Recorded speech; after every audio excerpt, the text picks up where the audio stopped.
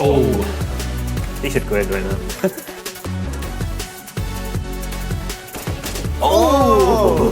Okay.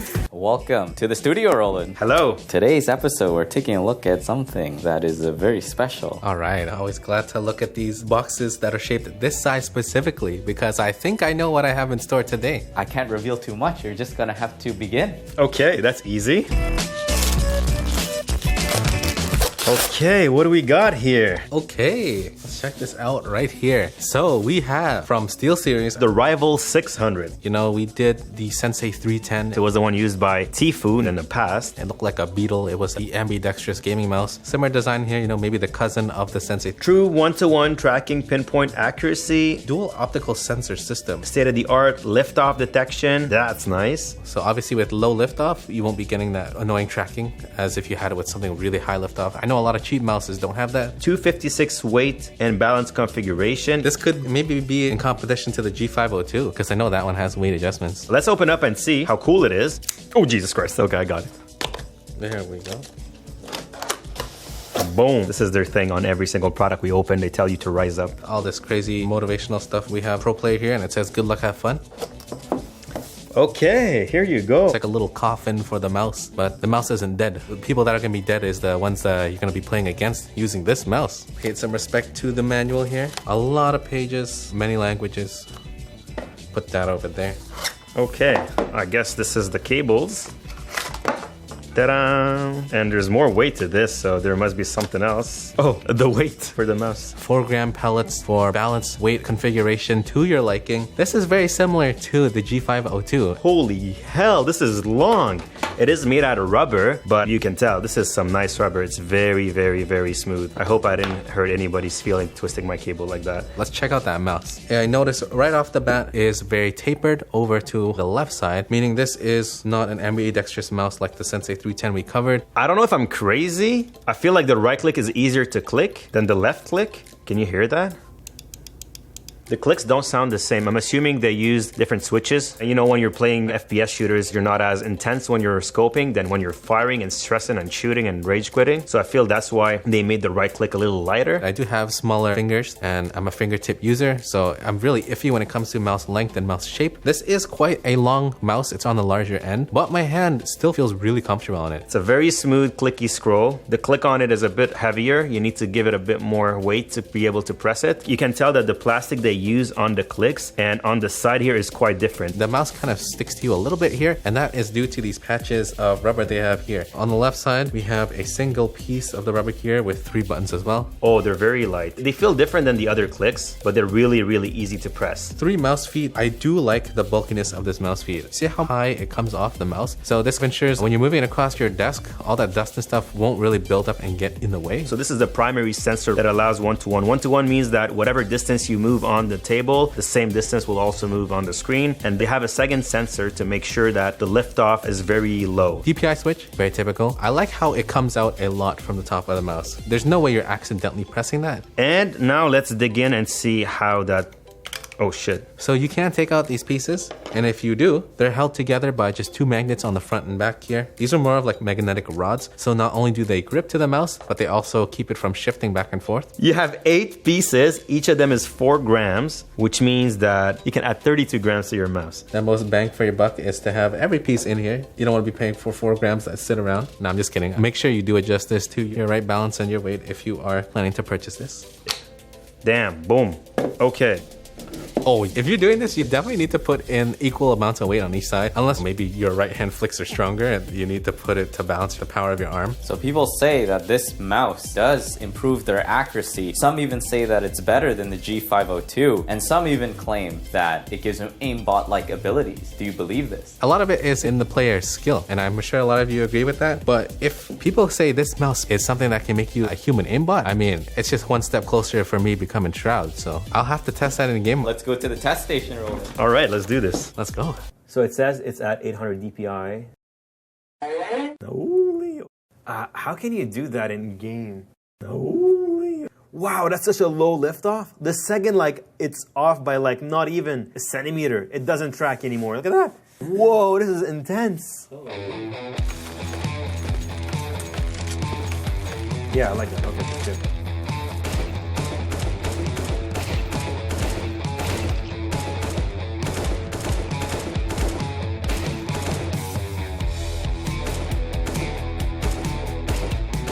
You killed someone behind. Yeah, I meant to do that. What do you mean? Oh, that was clean. Oh my god. Let's try it. Where's the people? Oh my god.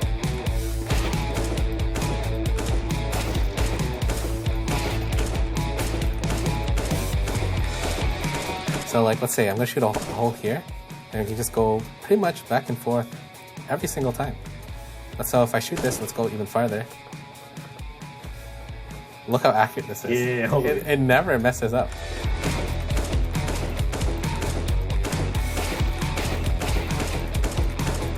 I stand right here, I'm gonna shoot this guy and then that guy. Are you sure about that? Oh! Okay.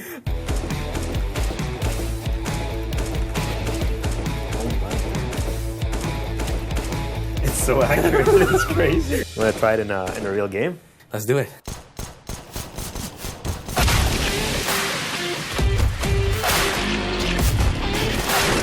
Oh, we got around.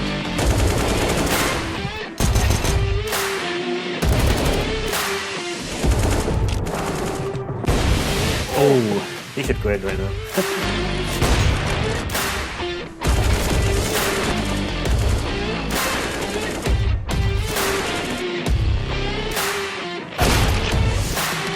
Oh, I got that guy though.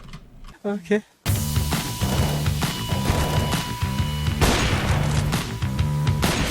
Got another guy. One more.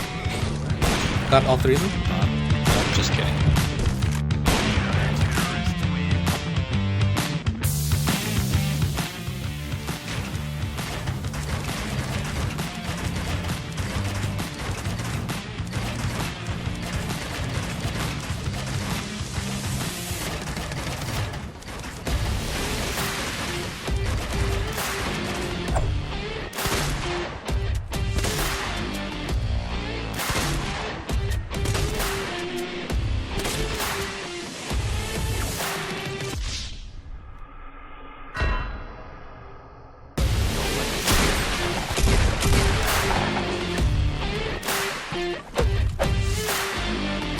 Oh, I have a pump shotgun that is gold. That's it. Like, there's no way I can lose.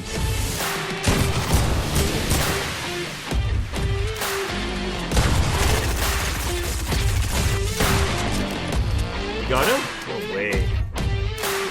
Oh, Santa Claus. Santa Ricky is in the house. I hit one for 44. Ow.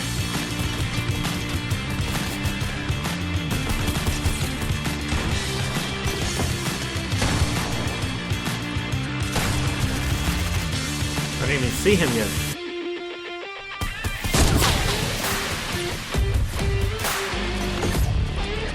Jesus Christ, I don't know how to build like you guys.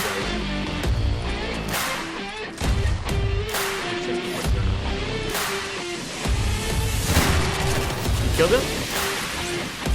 I heard trap. Please don't die. Just did on a second ago. No! That's not how it's supposed to happen, dude.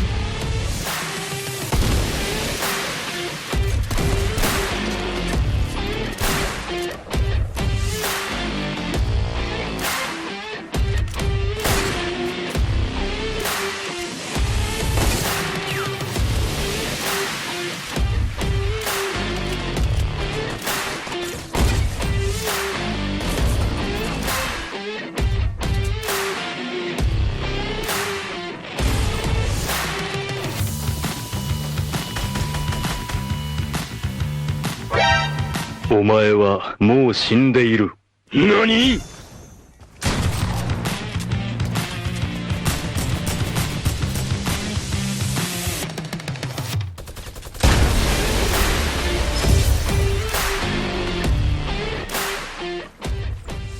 Welcome back to the studio. How is the Rival 600? Alright, so as usual, we did try it out in some Fortnite and CSGO. SteelSeries do recommend this for palm grip and claw grip users. Although I wasn't part of their recommended style of grip, as a fingertip grip user, I still felt extremely comfortable in this. There's just something about its ergonomic design that makes it so comfortable in my hand. What I really like about the SteelSeries is that their clicks are very consistent no matter where you click. So even if you do have a shorter hand or you are a fingertip grip user, you can still click the mouse even way up at the top here and it still performs. So I'm a fingertip user as well. I can play claw as well. At first, I felt like I was okay playing with it, but I have to say that after an hour or two, it started feeling not that comfortable. It was a bit too big and I couldn't have that perfect grip anymore. Especially, I would say, because of the sides. The silicone grips here are meant to give you that extra grip, and unfortunately, I found that after a while of playing with it, my fingers were always sliding. The gripping for me wasn't too much of an issue. What really shined for me here was their special technology they use in this specific mouse. Similar to their other kind of mouse, they implement their True Move. But this one is not only just the True Move 3, it is the 3 Plus, meaning there is an additional sensor down here, and this one is a dedicated sensor for liftoff. I always attack my Razer Naga here because I've had it for so many years, but liftoff was such an issue for me. With their dual sensor, it can track to as close as 0.5 millimeters off the surface. We kept it at the max, which is 2 millimeters. It was tracking perfectly. Now that second sensor isn't the only thing that's special about this Rival 600. The main sensor is actually also very accurate. It has a 1-to-1 tracking with no lag. It's pretty much almost true movement. Any movement you do on the table will go directly to the screen. You can see that in a test we did in CSGO where I kind of shot the wall and I moved my cursor back and forth and I was able to go left and right back to the hole in the wall. As well, what makes this really accurate is that 12,000 CPI. You can adjust it in the program to a maximum of 2 stages using their SteelSeries software, and using just this DPI switch here. If you do press this by accident, it's easily switchable back because there's only 2 stages, so you can go back and forth. This was really useful in game because I did have it at 12,000 CPI, but 12,000 is way too fast. My mouse was going everywhere, so what I did is I would click it once and move it to the other setting that I had that was a lot slower. I know I said I disliked the grip, doesn't mean that I hated the mouse. There's a few things that I actually really liked, and one of them is the weight. The weight is so smart. It's the first time I see a mouse where you can do so many different configurations of the weight. So the weight here starts at 96 grams and it can go all the way up to 128 grams. One thing I did is I decided to add 8 grams to the mouse, only to the front, because I like to have a mouse that is more front heavy. Right away, I'm sure you can see right here, the color is very solid, very bright. I like how there is a gradient of color. It is not very obvious where the LEDs are inside this mouse. You can also hook it up to their SteelSeries engine. You can do a bit of customization. And by that, I mean, you can do things like have the CSGO software, have the RGB itself flash red when you get shot. You know, in a more practical use, there is a Discord plugin here that you can attach, and it'll give you a little notification with the colors if your friends are talking or they're messaging you. I think that's super cool. And what's cool also is that once you set up your mouse, so you set up your settings, any custom effects that you have, any sensor settings, any keybinds, once you do it, it has an onboard memory. It saves it all up. It remembers your whole profile and you're good to go. By that, it also means it can save your macros as well. Notice how there's 3 buttons here on the side. You can save those with that onboard memory as well. So that is super cool. All right, so there you have it. That's the SteelSeries Rival 600. They did a good job for palm users, maybe claw grippers that have a slightly bigger hand. I just felt like personally it was a bit too big for my hand. It is an amazing mouse, but I don't feel like I can see myself playing with it for a really long time. I just got tired really quick. I found it really pleasant with their shape. I was able to rest it and feel pretty comfortable for most of the time. I think I played it for 2 hours and my hand was still fairly comfortable here. My overall experience with this, I'm really digging it. Obviously a little bit to get used to because the shape of this is a little bit longer and it's a bit more bulky. How much would you pay for that? This is me being generous. I would throw $85 at this. Honestly, yeah, I agree with you. It is worth $85 because of how much attention they put into it. So we got the SteelSeries Rival 600 for $80. Oh, okay. Oh. Well, the G502 right now is $80 as well. I guess it's a direct competitor to the G502. If you guys have a G502 at home and you're wondering how big this is, pretty much the same size. So if you find a G502 is a good size, then you probably will find that one as a good size as well. I prefer smaller mouses, but here, remember when I was saying I like things that are grippy? If that was the case on this mouse, I feel like I would have actually had a better grip. Because the G502, even though it was a bit bigger, I never felt like it was too big. I mean, my hands are pretty scuffed because they're always dry. So when I do sweat a little bit, this silicone actually sticks to my skin like I'm a frog. Maybe I have some kind of superhuman advantage, but I felt pretty good with that one. The reason why people are buying the 600 is mainly for the second sensor, for that liftoff range. So for $80, is it worth it? Hell yeah, it's worth it. What kind of mouse mouse has this second sensor. They're the only ones that have this. And if I remember right, the Sensei 310 was not that much cheaper. It was probably like 20 bucks cheaper. I'm just saying, make it a different shape a bit, and this would be like a godly mouse for people that are fingertip users, because seriously, the aim on that, the precision on that was god. Even though my grip was not perfect, I still got those shots pretty well. So I don't know, I had a good time with it. I noticed you mentioned you got your 36 shots, but make sure to plug in right here the 2 shots in it, the pow. Okay. I'm sure I had a 3-shot. I don't know, but maybe not. If I don't, yeah, put this part out of here. Okay, so that concludes this week's episode. This is the Rival 600, and we only have one. So who's the rival today? I give it to you, my friend. Okay. All right. See you next week. All right.